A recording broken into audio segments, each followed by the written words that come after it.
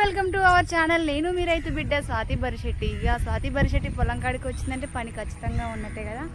పని లేకపోయినా వస్తా, నాకేం పని ఉంది తిరగడం తప్ప. ఇక అసలు ముచ్చట ఏంటంటే పొలానికి నీళ్ళు వేసినామండి నిన్న. మరి అది ఎంతవరకు పట్టింది పట్టలేదు చూసుకోవాలి. నిన్న నైట్ అయితే నేను 7:30 దాకా ఈ నారు వీకిపోయినా. ఆడ కొదవ ఉంది, పొద్దుగాలు వస్తే ఈ పాటికల దగ్గరలో పడేది. బద్ధకం రాలేదన్నమాట. ఇక నీళ్ళు వేసినాం నిన్న. అసలు పట్టిందా పట్టలేదా ఇంకెవరైనా పెట్టుకుర్రా చూడడానికైతే వెళ్తున్నా. ఎందుకంటే ఇప్పుడు ఈ పొలం ఉన్నది కదా, ఇది చెరసగం కాడికి చేద్దాం అనుకుంటున్నాం. ఎందుకంటే చూస్తేనేమో వర్షాలు పడట్లేదు, ఇంకా పడే సూచన కూడా లేదు. ఇక ఇట్లా ఉత్తిగుంటే ఏమొస్తుంది, పెట్టుకున్న అయ్యో ఖర్చుల మందమన్నా వస్తాయి అన్న ఉద్దేశంతో చెరసగం కాడికి ఇచ్చినాం. మాదేమో భూమి, వాళ్ళ ఏమో నీళ్ళు. ఇక పైసలకు పెట్టమంటే పెట్టనంటారు. ఎందుకంటే పైసలు పెట్టిరనుకోండి ఒక 10-15 వేలు నీళ్ళు పోయినా మిగిలినైనా మనకు మిగులుతుంది. వాళ్ళు అసలే ఇక పెడితేనేమో నీళ్ళు పెడతాం, అది చెరసగం కడిగి చేస్తాం, లేకపోతే లేదు నీళ్ళు అయితే పెట్టను అని అన్నాడు. ఇక చేసేది ఏం లేదు, ఇట్లా బీడుంటే ఏమొస్తుంది అని చెప్పి ఇక చెరసగం కాడికైతే చేస్తున్నాం. మరి ఆ మామయ్య నిన్న నీళ్ళు వేసినా అని చెప్పిండు. ఏది నీళ్ళు అయితే ఇంతవరకు ఇడిదాకా రాలేదు. మరి రాకపోతే చూసి ఇక ఫోన్ అయితే చేయాలి మామయ్యకి. కొంగలు చూడండి, పెద్ద పెద్ద కొంగలు ఊపడుతుంది. ఇలా ఆగో ఆడ గుంపు, ఆ కొంగలు ఎగిరిపోతున్నాయి చూడండి నన్ను చూసి. ఆ కొంగలు పొలం దొక్కితే కర్రలు అసలు పనికే రాదు. చెరువు దగ్గర అయింది మాకు, పొద్దున్న లేస్తే ఇళ్ళనే ఉంటున్నది. నీళ్ళు ఇంకెవరైనా పెట్టుకురాయింది. ఇక మామయ్యకైతే ఫోన్ చేయాలి, ఫోన్ చేసి అయితే అడుగుతా నీళ్ళు రాలేదని. మామయ్యకైతే ఫోన్ చేస్తే ఏం చెప్పిండంటే, ఇగో నిన్న సాయంత్రం అయితే ఆయన మెద్దీష్ అయితే పోయిండు. ఈ పొలం నీళ్ళు అన్నమాట మాకు వచ్చేది. మెద్దీష్ పోయిండు, యువతల పక్క ఈ పొలం అయినా మధ్యలో నేనున్నా. ఇవాళ రేపు ఆగు పెడదు, నేను దున్నిచ్చిన కదా, కొద్దిగా ఇరువాళ్ళు పెట్టినాక పెట్టుకుందువు అని అంటుండు. ఈయనకు కూడా నీళ్ళు లేవు, లేక ఏమంటారు ఇట్లా ఫ్రెండ్షిప్ పరంగా నీళ్ళు అయితే పెట్టుకుంటారు అన్నమాట. ఇక నేనైతే చెరసగానికి చేస్తున్నా. ఇక 2 రోజులు అయినాక పెడతా ఉండరా అని అన్నాడు మామయ్య. ఇక మాడైతే పట్టలేదు, నారేమో ముదురుతుంది, ఆతకొచ్చింది నారు, వాన లేదు, నీళ్ళు లేవు, ఏందో మొత్తం నల్లకట్ట పడ్డామని అంటారు. అసలు టెన్షన్స్ అయితే మామూలు కాదు. బా అసలు 20 ఏళ్ళ జీవితంలోనే 100 ఏళ్ళ జీవితాన్ని చూసిన నేను. ఇంకా బతుకున్నానంటే పిల్లల కోసమే అయినాలే. ఎందుకంటే చాలాసార్లు ట్రై చేసిన సూసైడ్కి, ఇంకా అది సెట్ కాలేదు. ఏమంటారు నూకలు ఉన్నాయి భూమి మీద, అందుకని బతికి బయటపడ్డా. అసలు నాకున్న సమస్యలకి ఇంకోళ్ళు అయితే తట్టుకోలేకపోదురు. లేకపోతే అత్తగారింటి కాడ నుంచి వెళ్ళిపోయి అమ్మగారింటి కాడన్నా ఉందరు. కానీ పోరాటం చేస్తున్నా, ఒక యుద్ధం చేస్తున్నా. నేను నా అవతారం చూస్తేనే కానొస్తుంది కదా, ఒక యుద్ధం చేస్తున్నా.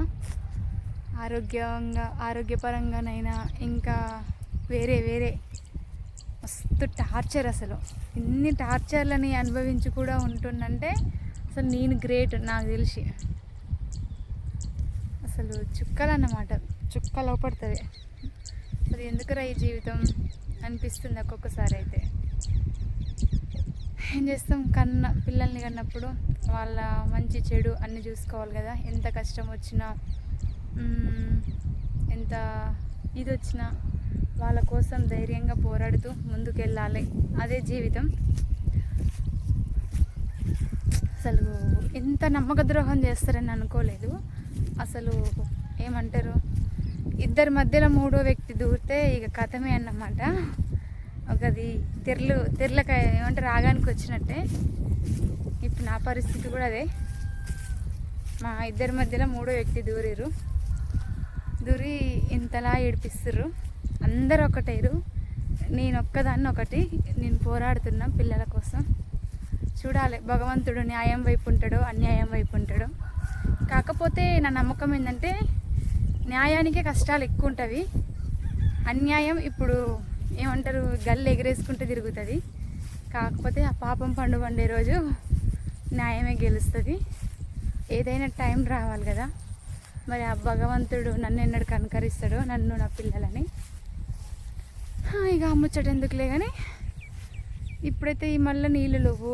నిన్న పైన ఎకరం పెట్టినాం కదా, ఆడిపోయి వరాల పంట నీళ్ళు బొంగలు గట్ల పడ్డాయా పర్లేదా చూసుకోవాలి. నిన్న మోటార్ పెట్టి ఇక 7:30 దాకా నాకు నార్లనే పట్టింది, పోలేదు. ఇప్పుడు పోయి చూసుకోవాలి. పక్కనేనమాట మన పాత బ్యాచే నాటేస్తారు. ఆరోగ్యం మంచిగా ఉంటే నేను కూడా ఇట్లా ఇలా దాంట్లో ఉండేదాన్ని. ఆరోగ్యం బాగాలేక ఇలా చెట్ల పొంటి గుట్టల పొంటి అయితే తిరుగుతున్నా. ఎన్నటి సెట్ అవుతుందో. ఇప్పుడైతే నాటు చూడడానికైతే వచ్చిన. నాటు మొత్తం ఎండిపోయింది. ఇది పచ్చబడుతుంది ఏం కాదంటారు. ఎందుకంటే నేను నారు ఎక్కువ చల్లడం వల్ల అది మొత్తం పచ్చగా పసరు కక్కుతుంది. ఏమో చచ్చిపోతుంది రా అంటారు. చేత అయితే చేసిన, దేవుని మీద భారం వేసిన, అంతే. చేసేది ఏం లేదు. ఇక నీళ్ళు అయితే 4 మూలలు ఉన్నవి. నీళ్ళు చూసుకొని కొంగల్ని కొట్టి ఇక మన పనికైతే పోవాలి. ఫస్ట్ పాత గుంపు ఎంత హ్యాపీగా వేసేటోళ్ళో నాట్లయితే. అట్లాంటి దాన్ని ఈరోజు నేను నాటేయకుండా దేవుడు నాకు ఈ పరిస్థితి పెట్టిండు. ఎలా బుంగ పడ్డది చూడండి. బుంగ పడి నీళ్ళు మొత్తం వెళ్ళిపోతున్నాయి. ఇగో ఈడ పడ్డదన్నమాట. ఈ బుంగ అయితే కట్టుకోవాలి. ఇప్పుడు బుంగ అయితే కట్టిన, చుట్టూ మట్టి అయితే వేసిన. ఎన్ని నీళ్ళు పోయినాయో చూడండి. అమ్మ పోయినా నాటి చూసిన, మొత్తం పల్ల వారిపోయింది అన్నమాట, ఎండిపోయింది. అది సచ్చి మళ్ళీ బతుకుతుందని అంటారు. ఇక అంతా దేవుని దయ. బాక్స్ అయితే ఈరోజు ఎండలో నీలుగుతుంది. ఇక ఇంట్లో పోయి పెట్టి రాలేదు, ఇన్నే ఉన్నా. ఇప్పుడు పోయి ఆడున్న నారంతా ఇళ్ళకి వేసుకొని ఇది వంచేసుకొని నాటైతే వేయాలి. మధ్యాహ్నం కల్లా ఇది అయిపోగొట్టుకోవాలి. ఇక ఒక్క వీడియో కూడా అప్లోడ్ చేయను, ఎందుకంటే ఫస్ట్ ఇది అయిపోవాలన్నమాట. ఇగో నారు చూడండి. ఈ నారైతే పనిచేసుకోవాలి ఫస్ట్. నాటు అయిపోయాక మళ్ళీ పెడతా వీడియో. ఇది చిన్న నాటు కాబట్టి మంచిగా ఉంది. అదేమో నారు బాగా పెరిగింది కాబట్టి మొత్తం చచ్చిపోయిందన్నమాట. కష్టాలన్నీ నాకు పెట్టిండు దేవుడు. ఇప్పుడు నారైతే పని చేసుకోవాలి. టైం వచ్చేసి 12:30 అవుతుంది. అసలు ధూపు అయితే సచ్చే అంత ధూపు అయిందన్నమాట. అమ్మ సస్తనేది అనిపించింది. ఇక వచ్చి ఆ బోర్ కడివి బోర్ నీళ్ళు లాగి ఇక నారు కూడా ఒక 10 లుంగలు తక్కువ పడేటట్టుంది. ఇక ఇంత విక్కొని అయితే పోవాలి. 2 వరకు అయితే అయిపోయాలి. అది నిజంగా చస్తే ఎక్కడో పోతుంది ఈ పానం. ఉన్నంతసేపే నాది నాది నాది అని కొట్లాడతాం కదా. చచ్చినాక ఏది కూడా మనతో రాదు. కానీ ఉన్న 4 రోజులైనా కానీ ఈ స్వార్థం, ద్వేషం ఇవన్నీ ఎందుకు? అందరితోటి మంచిగా కలిసిపోయి ఉన్న 4 రోజులు సంతోషంగా ఉండొచ్చు కదా. నీది లేని వాళ్ళకి పెట్టాల్సిన అవసరం ఏం లేదు. మాట మంచితనం అంతే.